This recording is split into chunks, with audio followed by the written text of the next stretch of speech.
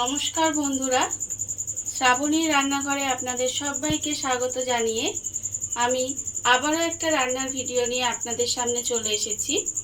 আজকের আমি আপনাদের করে দেখাবো আমের পরোটা। তাহলে চলুন এই আমের পরোটা আমি কিভাবে বানাই সেটা আপনারা একবার দেখে নিন। আমের পরোটা বানানোর জন্য এখানে আমি একটা আম নিয়ে নিয়েছি। আমটাকে প্রথমে আমি কেটে নেব।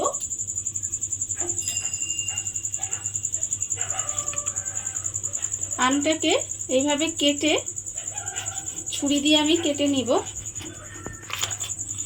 আমটা আমি এখানে ছুরি দিয়ে কেটে নিয়েছি। এইবারে চামচে করে এর ভিতরে যে শাঁসটা সেটা আমাকে বের করে নিতে হবে। আমের শাঁসগুলো আমি এখানে বের করে রেখেছি। এইবারে একটা মিক্সিং জার নিয়ে নিয়েছি। সেই মিক্সিং জারের মধ্যে আমের শাঁসগুলো দিয়ে দেব, দিয়ে একটা পেস্ট বানিয়ে নিতে হবে। আমের পেস্টটা আমি এখানে বানিয়ে রেখে দিয়েছি। আর অন্যদিকে আমি ময়দা রেখেছি।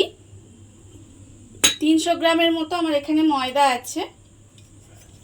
প্রথমে আমি ময়দার মধ্যে দেব আন্দাজ মতো একটু নুন, আর আমি দেব এর মধ্যে অল্প একটু গোলমরিচ গুঁড়ো, আর দেব আমি এখানে সাদা তেল ময়ানের জন্য 2 চামচ মতো দিয়ে এবারে সমস্ত কিছু খুব ভালোভাবে মিশিয়ে নিতে হবে। সমস্ত উপকরণ ময়দার মধ্যে ভালোভাবে মিশিয়ে নিয়েছি।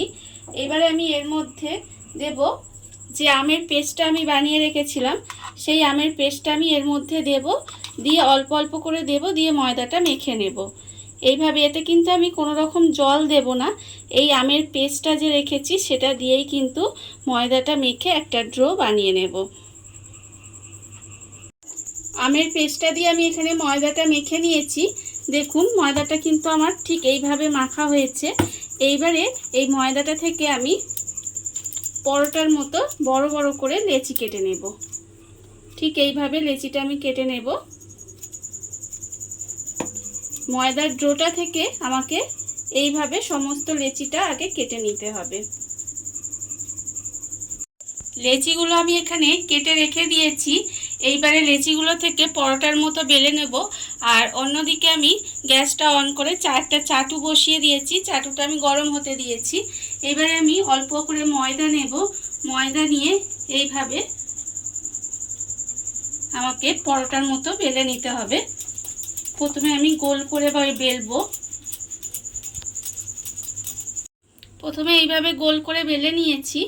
এইবারে এরকম করে ভাঁজ দিয়ে নেব। ভাঁজ দিয়ে এইভাবে পরোটার মতো সুন্দর করে বেলে নিতে হবে। দেখুন এইভাবে আমি পরোটার মতো বেলে নিয়েছি। আর অন্যদিকে চাটুটা আমার গরম হয়ে গেছে। এবারে আমি পরোটাটা চাটুর মধ্যে দিয়ে দেব, দিয়ে প্রথমে আমাকে একটু সেঁকে নিতে হবে। পরোটার এক পিঠটা আমার সেঁকা হয়ে গেছে। এইবারে আমি পরোটাটা উল্টে দেব, উল্টে দিয়ে আরেক পিঠটা সেঁকে নেব। সেঁকে নিয়ে তারপরে কিন্তু আমি অল্প অল্প তেল দিয়ে পরোটাটা ভেজে নেব। পরোটার এপিঠ ওপিঠ দুপিঠই আমার ভালোভাবে সেঁকা হয়ে গেছে। এবারে আমি এর মধ্যে অল্প অল্প তেল দেব।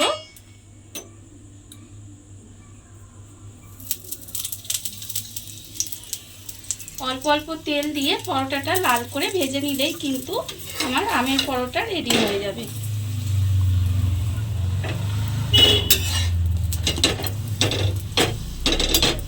পরোটাটা আমার এখানে লাল করে ভাজা হয়ে গেছে।